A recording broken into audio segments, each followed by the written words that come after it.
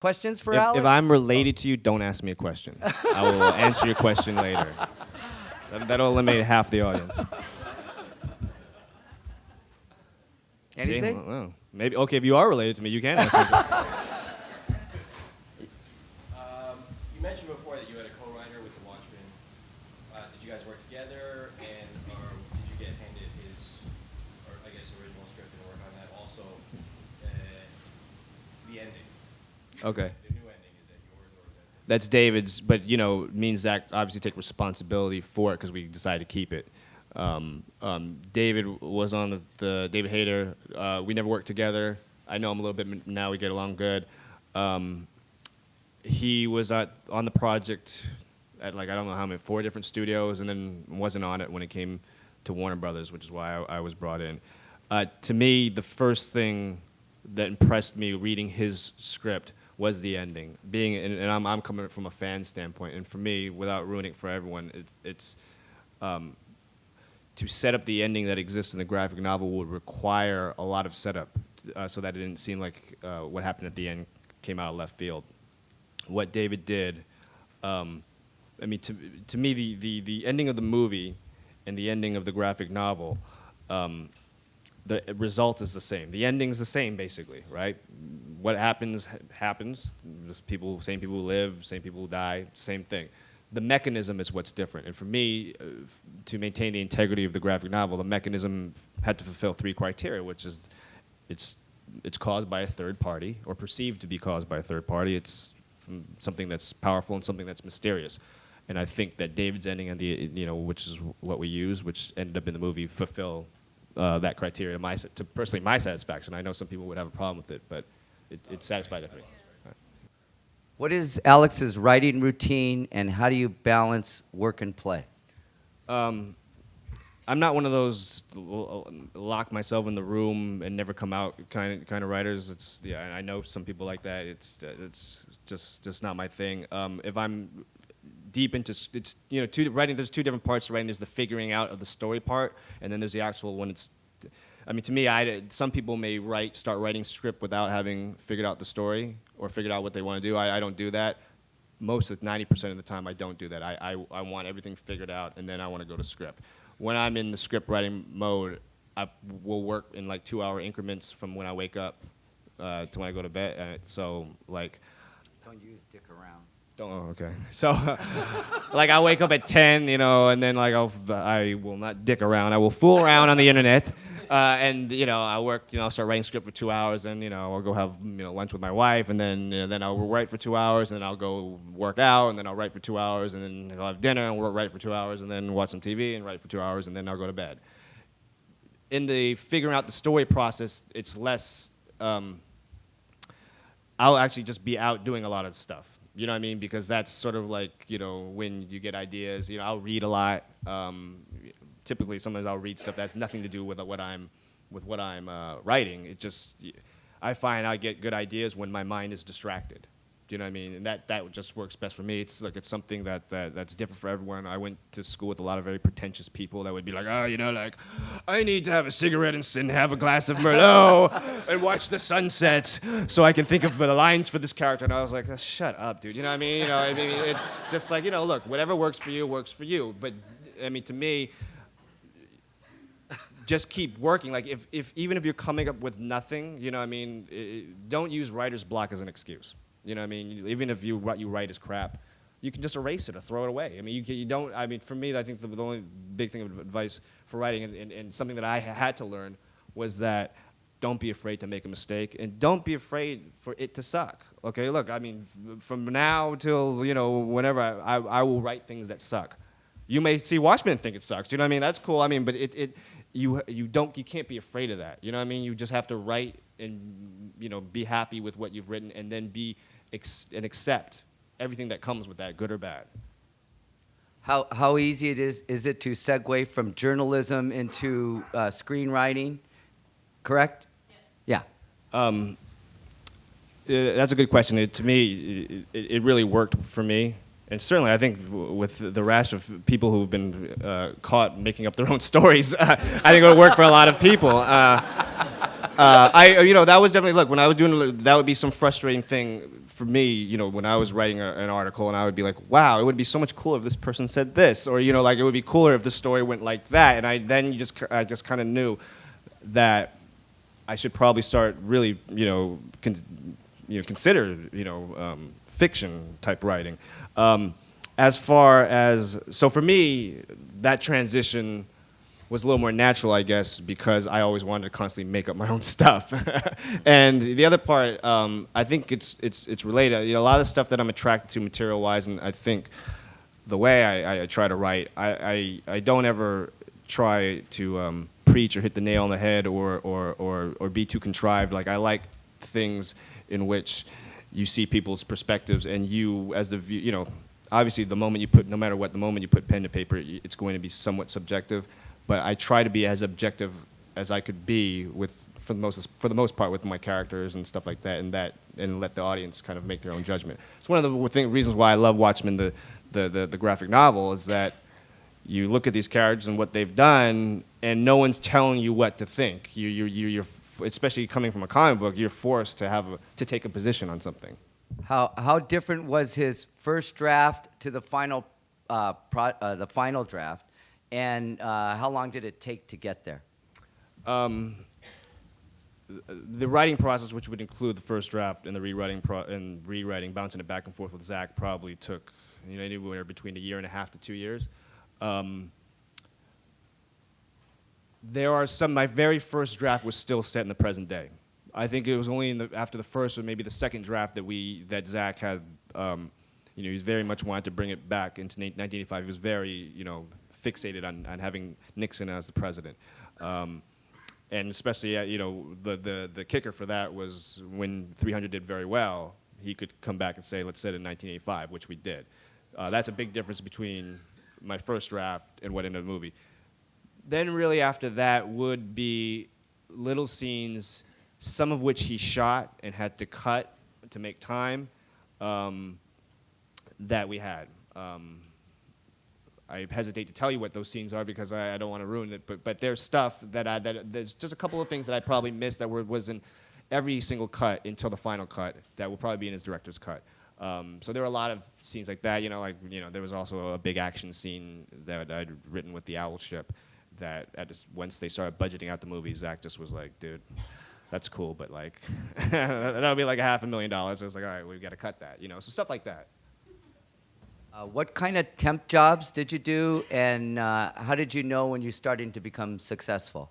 Am I successful? I don't. I mean, well, the temp jobs was just doing anything, getting coffee. People was filling in mostly for assistants, so it's all kind of office stuff, for the most part, answering phones, doing all the basic rudimentary office things that expense reports, that kind of stuff.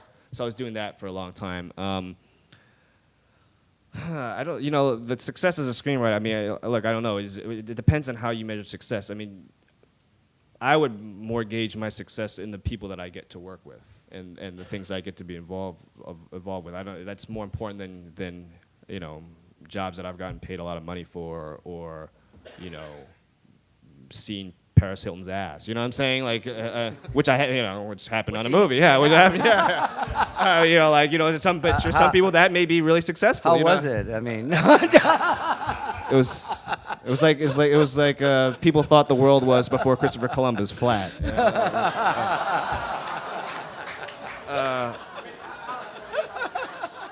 I think. I'm sorry.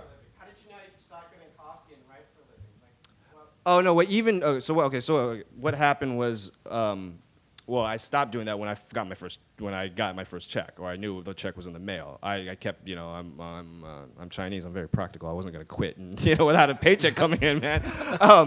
What happened was I got to that point because, I was temping at Disney so much that you do kind of get to know some people, and a guy I became friends with was an assistant. He got a promotion at another company at Fox.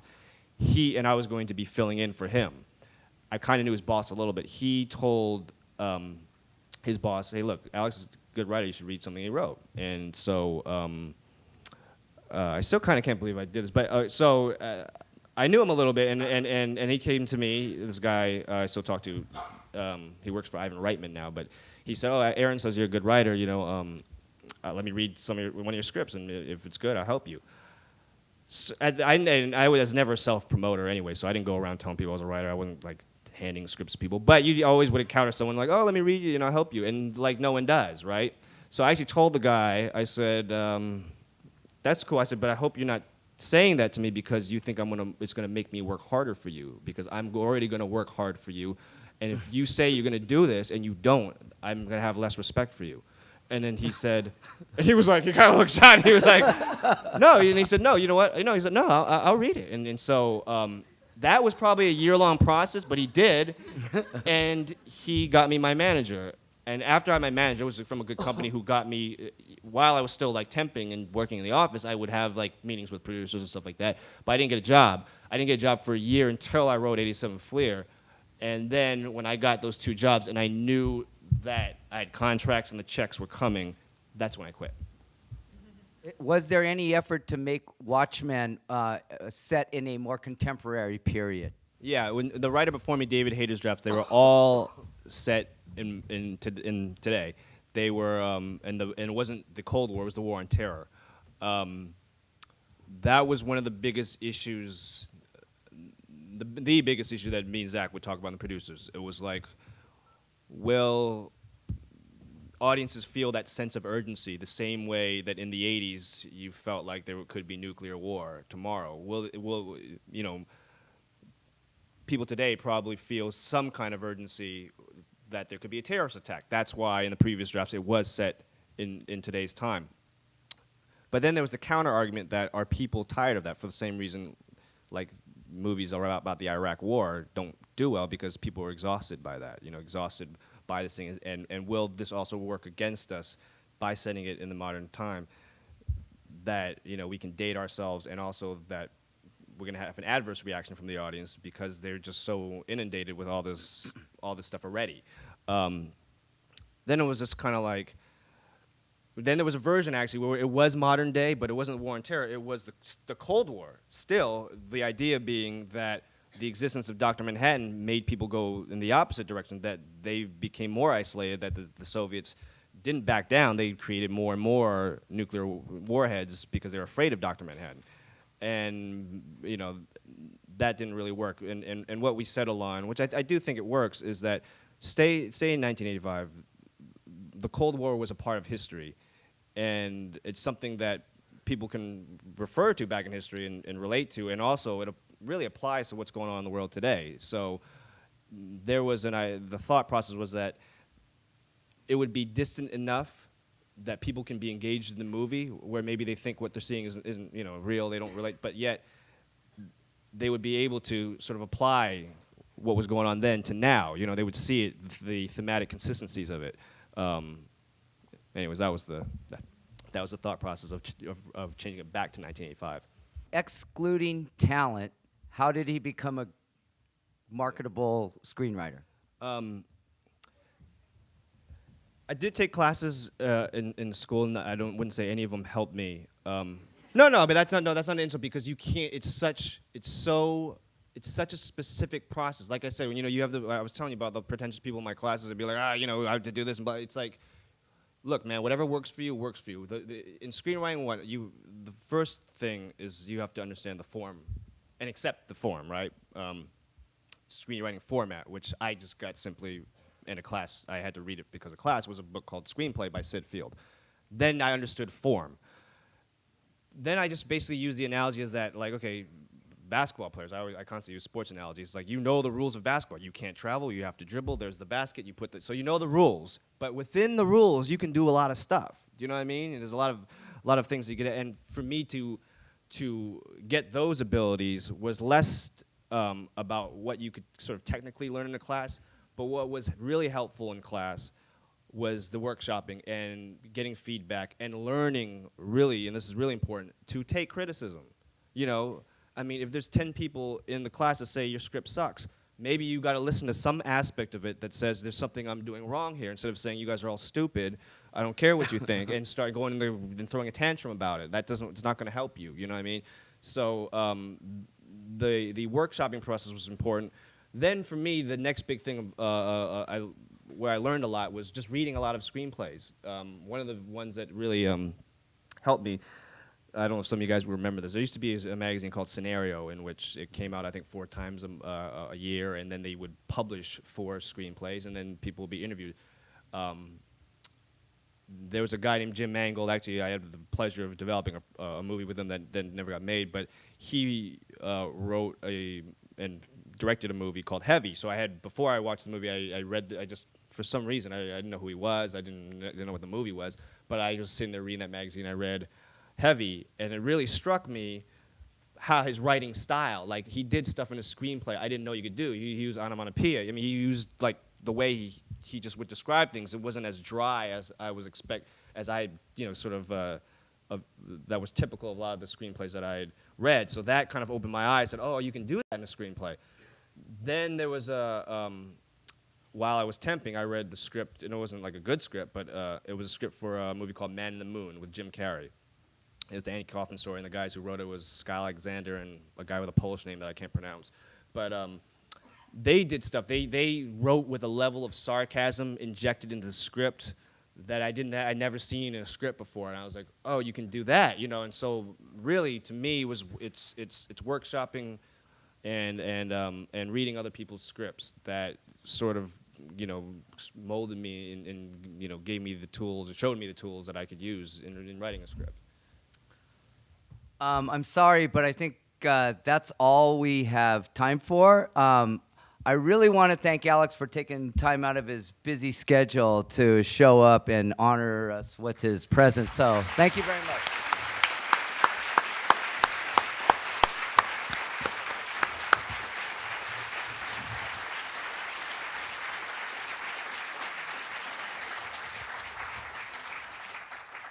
I'm not sure. What are we supposed to do now? It's not like Go home. oh, the comedy act. No.